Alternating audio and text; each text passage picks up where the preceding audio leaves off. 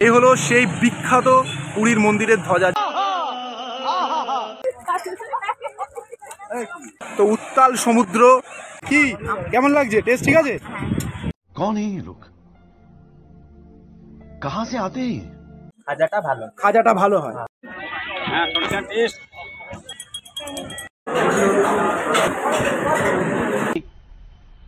मजा आया। तो चलिए शुरू करते हैं।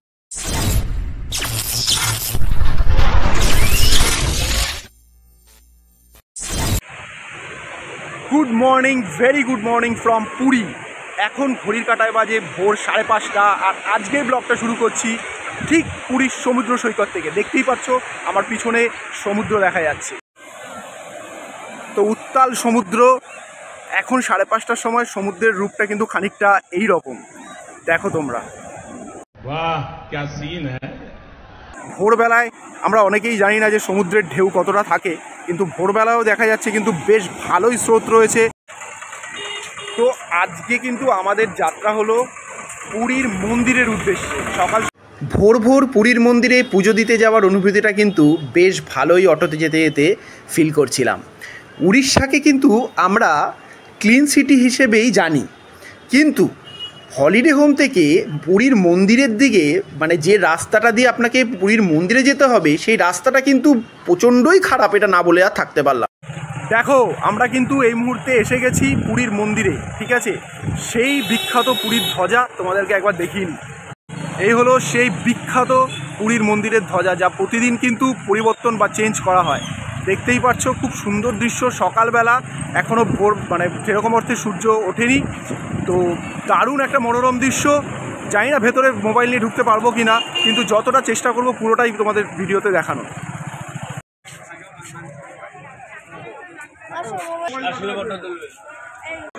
মন্দিরে ঢুকবো, কিন্তু মন্দিরে ঢুকতে গেলে মোবাইল অ্যালাউ করবে না। মোবাইল আমাকে বাইরে জমা দিয়ে তারপরে আমাকে যেতে হবে। যাই হোক, তো মন্দিরে ঢোকার আগে এই মন্দিরের ইতিহাস সম্পর্কে আমি একটু ছোট করে বলে নিই। ये बड़ी अच्छी बात कही आप। সেটা হলো এই মন্দিরের স্থাপিত কাল বা স্থাপন কাল হলো আজ থেকে প্রায় 1000 বছর আগে, সন 1200 খ্রিস্টাব্দে বলা যেতে পারে। এই মন্দিরে যে ধ্বজাকে আমরা সবসময় উড়তে দেখি, সেটা কিন্তু সবসময় হাওয়ার বিপরীতেই ওড়ে। এক নম্বর। দ্বিতীয়ত, এই ধ্বজা প্রতিদিন বিকেল 5টার সময় পরিবর্তন করা হয়। তৃতীয়ত, এই মন্দিরে এমন একটা সিঁড়ি রয়েছে, যেটা যদি তুমি টপকাও, সেই সিঁড়িতে পা দাও, তাহলে সেটাকে যমের সিঁড়ি বলা হয় বা যমরাজের সিঁড়ি বলা হয়ে থাকে। ওটায় ওই জন্য পা দিতে নেই। 4 নম্বর, একাদশী যখন এই মন্দিরে প্রবেশ করে আসে এবং সে ঠাকুরের অন্নপ্রসাদ ভোগ খেয়ে তার প্রশংসা না করে তার খুদ ধরে, সেই একাদশীকেও কথিত আছে যে এখানে নাকি বেঁধে রাখা হয়। সব কিছুই কিন্তু আমরা আজকে দেখব, কিন্তু দুর্ভাগ্যক্রমে মোবাইলটা যেহেতু আমি নিয়ে যেতে পারছি না, তাই আমি কিছুই কিন্তু ভিডিও রেকর্ড করতে পারবো না। রুকো যারা, সবার করো। তো আপাতত আমি মন্দিরে ঢুকছি এবং তারপরে এসে বাকি কথাটা তোমাদের সাথে শেয়ার করছি। তো এই জাস্ট পুজো দিয়ে বেরোলাম। শাবাশ বেটা। এখন কিন্তু পুজোর নিয়ম সময় কিন্তু একটু পরিবর্তন হয়েছে। সকাল 7:30টায় মন্দিরের গেট দর্শনার্থীদের জন্য ওপেন হয়, মানে বন্ধ হয়ে যায়। अरे कहना क्या चाहते हो? 6টা থেকে শুরু হয়, 7:30টা পর্যন্ত খোলা থাকে। তারপরে কিন্তু বাইরের গেট বন্ধ হয়ে যায় এবং মন্দিরের ভেতরে যদি প্রবেশ করে যাও, তাহলে সেটা 8টা পর্যন্ত পুজো চলে। আর তারপরে কিন্তু 8টা থেকে 10টা পর্যন্ত সকাল বন্ধ থাকে, আবার 10:30টার পরে কিন্তু আবার খোলা হয় দর্শনার্থীদের উদ্দেশ্যে। তো সময় কিন্তু একটু চেঞ্জ হয়েছে।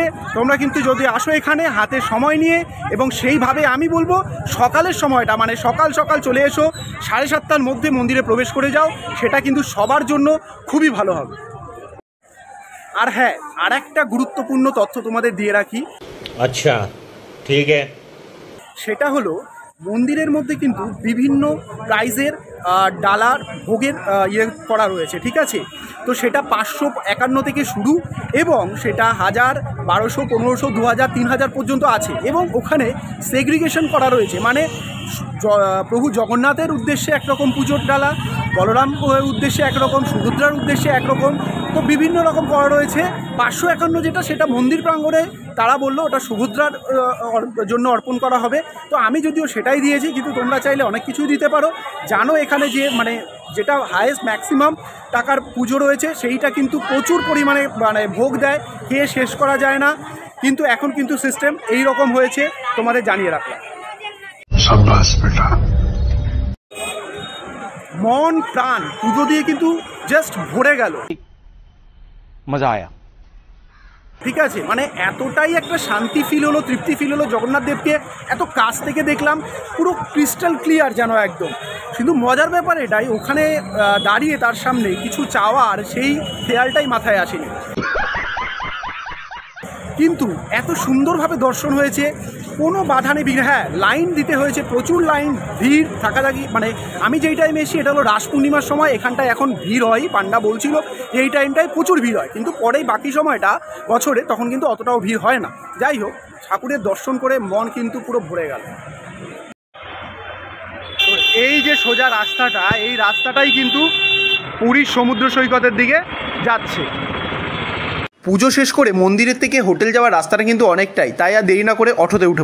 আচ্ছা দাদা, পুরীতে তো এত মানুষ ঘুরতে আসে, তো এখানে বহু জায়গার খাজা বিখ্যাত, নৃসিংহের খাজা আছে, গাঙ্গুরামের আছে, কাকাতুয়া আছে। কোন জায়গাটা আপনি বলছেন, কোনটা আপনি সাজেস্ট করছেন? আমি বলছে ওই তো যে বাড়ির সাইজ নরসিংহ সুইটস, নৃসিংহ সুইটসেরটা খাজাটা ভালো, খাজাটা ভালো হয়।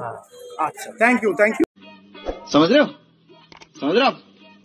এই দাদার টোটোতে আমরা এইমাত্র এলাম, তো দাদার কাছ থেকে আমরা জেনে নিলাম যে এখানে কোন খাজাটা মোটামুটি বিখ্যাত। দাদা সাজেস্ট করলো নৃসিংহ সুইটসের খাজাটা। যদি আপনারা এখানে আসেন তাহলে সেটাও নিতে পারেন। নৃসিংহের খাজা নিঃসন্দেহে ভালো। 140 থেকে 80 থেকে স্টার্ট, 180, 200, 240, 300, 500, 600 টাকা পর্যন্ত আপনার খাজা রয়েছে। নিশ্চিন্তে নির্ভাবনায় নিন। ভালো করে নিতে গেলে 500 টাকাটা নিতে হবে। তো এখন চলে এসেছি আমরা সকালে টিফিন করতে। এই দেখো, সকালে এক প্লেট লুচি নিয়ে নিয়েছি, একটু লুচি ফুচি খেয়ে নিই, তারপরে রুমে যাব, তারপরে সমুদ্র স্নানে যাব। তো তোমরা সবাই ভাবছিলে এতক্ষণ সকাল থেকে ব্লগটায় দেবী কোথায় গেল। তো আজকে দেবীকে ধরা যাচ্ছে না, ও মানে একদম ছিটকে ছিটকে বেরিয়ে যাচ্ছে। ঠিক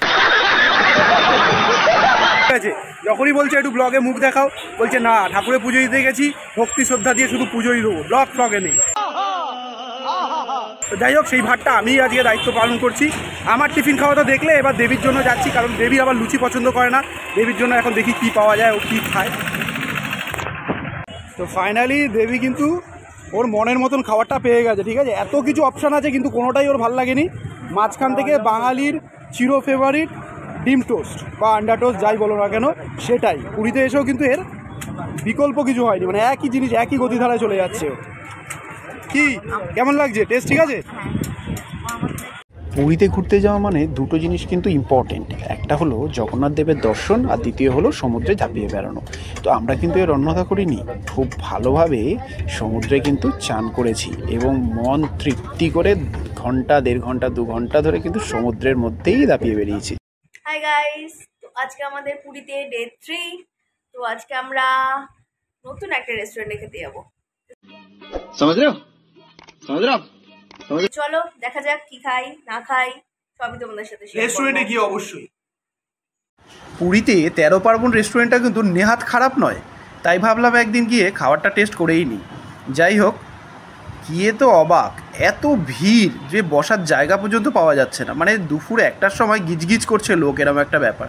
তো যথারীতি ওয়েট করতে থাকলাম, কিন্তু খাবার দাবার কিন্তু বেশ ভালো। একটা মাটন থালি অর্ডার দিয়েছিলাম, একটা ক্র্যাব থালি অর্ডার দিয়েছিলাম। দেখতেই পাচ্ছ তোমরা, খাবারের কিন্তু বেশ কোয়ালিটি ভালো। আমি তো মোটামুটি স্যাটিসফাই। তোমরা কিন্তু চাইলে আসতেই পারো এখানটায়। খাওয়া দাওয়াটা বেশ ভালোই হয়েছে, কিন্তু একটা জিনিসের কমই রয়ে গেছে। মনে হচ্ছে যেন একটু কিছু খাই, সেটা হলো আইসক্রিম। তো যেতে যেতে কোয়ালিটি ওয়ালসের স্টল দেখতে পেলাম, তো দেরি না করে আইসক্রিম কিনে ফেললাম, আর আইসক্রিমের মজা দিচ্ছি এখন। बड़ा हरामी हो बेटा। অ্যাজ ইউজুয়াল সন্ধ্যাবেলায় মার্কেটিংয়ের জন্য বেরোলাম। দেবী তো গিয়ে সেখানে দোকানদারের সাথে বার্গেনিং শুরু করে দিয়েছে, লাল নেবো না সবুজ নেবো। একটা পার্টি চলে গেছে, একটা পার্টি রয়েছে। अरे कहना क्या चाहते हो? তো এই নিয়ে খুব চিন্তায় পড়ে গেছে। যাই হোক, এবার আমার ড্রেস হওয়ার পরে নিজের ড্রেস নিয়েও যথারীতি সেই কনফিউশন। তো আলটিমেটলি একটা পছন্দ হলো, জিনিসটা খুব ভালো ছিল। তবে এটুকুনি বলতে পারি, এখানে কিন্তু জিনিসপত্রের দাম খুব একটা বেশি নয়, সস্তাই আছে। তো একটু সমুদ্রে এসেছি, একটুখানি সমুদ্রের ছবি তুলবো না, এটা তো হতে পারে না। তাই রাত্রিবেলার ভিউটা কেমন লাগছে তোমরা নিজেরাই দেখো, আর কমেন্ট বক্সে কমেন্টে করে জানাও। দুপুরবেলায় 13 পার্বণের খাবারটা বেশ ভালোই ছিল, তাই রাতে অন্য কোথাও না গিয়ে চলে গেলাম 13 পার্বণে। কিন্তু বসে খেলাম না, আমরা খাবারটা প্যাক করে নিয়ে এসেছিলাম। অর্ডার দিলাম বাটার তন্দুরি রুটি আর বাটার চিকেন। বাটার চিকেনটা ভালোই ছিল, বাট রুটিটা কিন্তু অতটা ভালো। রাতের খাওয়া দাওয়ার পর্ব এখানেই শেষ। তো ভিডিওটাকে এখানেই শেষ করবো, ব্লগটাকে এখানেই শেষ করবো। No, God, please, no! আর ফিরে আসবো নতুন ভাবে নতুন ব্লগের সাথে। টিল দেন তোমরা সবাই খুব ভালো থেকো, সুস্থ থেকো। আর যদি ভিডিওটা ভালো লেগে থাকে দেন অবশ্যই please subscribe my channel and like comment share please. Devi তুমি কিছু বলতে চাও? কিচ্ছু বলতে চায় না দেবী, গুড নাইট বলতে চাইছে। তো এখানেই গুড নাইট। যদি ভিডিওটা বেশি ভালো লেগে থাকে তাকে সবার মধ্যে ছড়িয়ে দিও। চলো গুড বাই, টাটা, দেখা হচ্ছে কালকে।